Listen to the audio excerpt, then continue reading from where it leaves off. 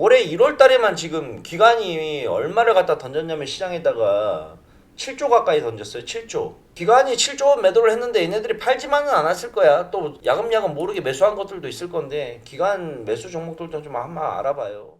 뭐가 되었던 기관이 이렇게 매도만 하는 와중에 과연 매수하는 종목은 뭐냐?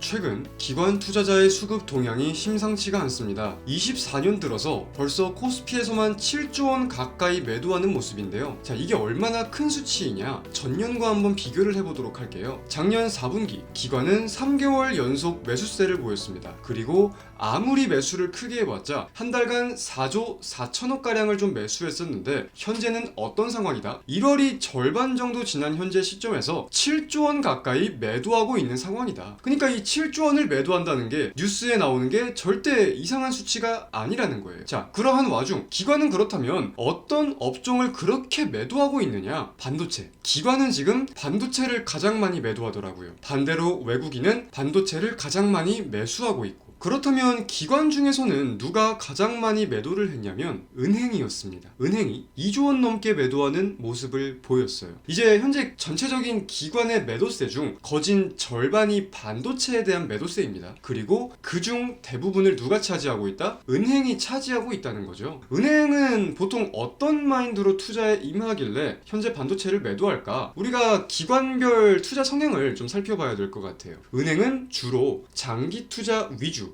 그리고 로우 리스크 로우 리턴 전략을 선호한다고 합니다. 즉 수익금이 적어도 되니까 리스크가 적은 전략을 택하겠다. 우리는 이런 식으로 이해할 수 있겠죠. 그리고 뭐 여타 다른 주체들을 본다고 하더라도 각기 선호하는 스타일이 다른 거를 보실 수 있을 거예요. 연기금, 보험, 투시는 비교적으로 긴 시간 투자를 한다고 생각을 하면 금융투자와 사모펀드는 단기적인 성향을 가지고 뭐 프로그램 매매로 좀 주로 이루어지기도 하는 것 같습니다. 그렇다면 현재 수급 이탈 과연 악재만으로 가득한 것이냐 한번 살펴볼게요. 우리가 수급 이탈에 대해 생각해 볼 때 뭐 삼성전자의 어닝 쇼크, 조기 금리 인하 기대감 반납 이런 안 좋은 내용들도 살펴볼 수 있겠지만 이런 내용들도 있어요. 매번 있어 왔던 건데 연말 배당 차익을 위해서 유입되었던 물량이 이탈되고 있다. 우리는 이 부분도 생각해 볼 수 있을 겁니다. 실제로 12월, 작년 12월이죠. 선물 옵션 만기일 이후에 12월 말까지 금융투자는 3조 6천억 원 가량을 매수했습니다. 그리고 반대로 현재 1월은 어떻게 하고 있냐? 2조 3천억 가량 순매도를 하고 있다는 내용이에요. 여기에는 뭐 아까 말씀드렸던 반도체의 실적 부진 등 요인도 있기야 있겠지만 배당 목적으로 유입되었던 물량이 다시 원상복귀된다. 제자리화 간다. 이렇게도 우리가 생각해 볼 수가 있다는 거죠. 자, 그런 와중 뭐가 되었던 기관이 이렇게 매도만 하는 와중에 과연 매수하는 종목은 뭐냐? 우리는 이걸 살펴봐야 될 텐데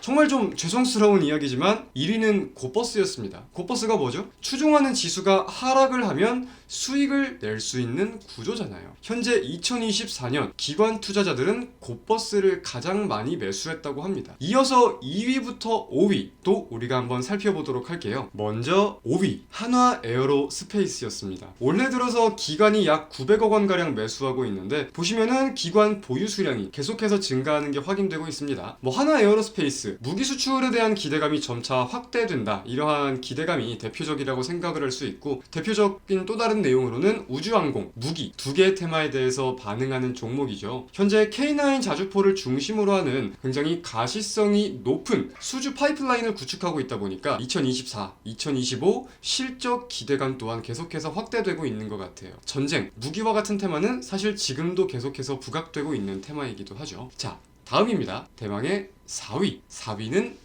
LNF였어요. LNF는 올해 들어서 기관이 약 1,200억 원가량 매수하는 모습을 보였습니다. 최근에 좀 특이한 움직임이 있던 종목이에요. 4분기 잠정 실적을 발표했고 시간 후에서 급락세를 보였었는데 이길 정규장에서는 불확실성 해소에 대한 내용이나 뭐 이전 상장에 대한 기대감을 가지고 다시금 급등하는 모습을 연출한 종목이기도 합니다. 이제 4분기 실적 어닝 쇼크에 대해서는 원소재 가격이 좀 계속해서 약세를 보이고 있잖아요. 대표적으로 리튬이 굉장한 약세를 보이고 있듯이 이러한 내용들에 대해 재고 평가 손실로 인식되는 금액들이 있어가지고 좀 실적이 어닝 쇼크로서 발표가 되었다고 합니다. 그리고 곧바로 코스피 이전 상장이 공식화되는 내용들이 나왔고 자진 상장 폐지 공시까지 제가 최근에 좀 확인을 했었는데 패시브 자금이 좀 어떻게 유입될 수 있을지 우리가 한번 지켜볼 필요가 있을 것 같습니다. 자, 다음은 3위는 에코프로 머티였습니다. 기관이 올해 들어서 약 1,400억 원 가량을 매수한 종목이에요. 에코프로 머티는 다들 알고 계실 종목이라고 생각이 듭니다. 에코프로의 그룹주죠. 최근에 좀 신고가를 달성하기도 했는데 그러한 중심에는 기관의 연속적인 매수세도 한몫했을 거다라고 이해해 볼 수 있을 것 같아요. 에코프로 머티 기관뿐만이 아니라 현재 상장 이후에 외국인과 기관 모두 매수세가 좀 유지가 되면서 추세 또한 이어지고 있는 종목인데 2023년 매출을 좀 보니까 컨센서스 상으로 매출은 전년 동기 대비 50%가량 증가, 반대로 영업이익은 전년 대비 15%가량 둔화, 감소 이렇게 예상이 되고 있다고 합니다. 이제 2월 13일에는 MSCI 한국 지수에 어떤 종목이 편입되고 어떤 종목이 편출될 것지가 발표가 될 거예요. 현재 에코프로머티는 편입에 대한 기대감도 유지가 되고 있다 보니까 관련된 내용도 추적해 볼 필요가 있겠고 편입이 된다면 패시브 자금이 얼마나 유입될 수 있을지 마찬가지로 확인을 하도록 하겠습니다. 자, 마지막 대망의 2위는 카카오였습니다. 카카오 고점 대비해서 정말 많이 빠진 종목이죠. 21년 당시에 제가 기억하기로 17만 3천 원을 찍었었는데 작년 말에 4만 원을 이탈했으니까 사실 말할 것도 없이 많이 빠지던 종목이었는데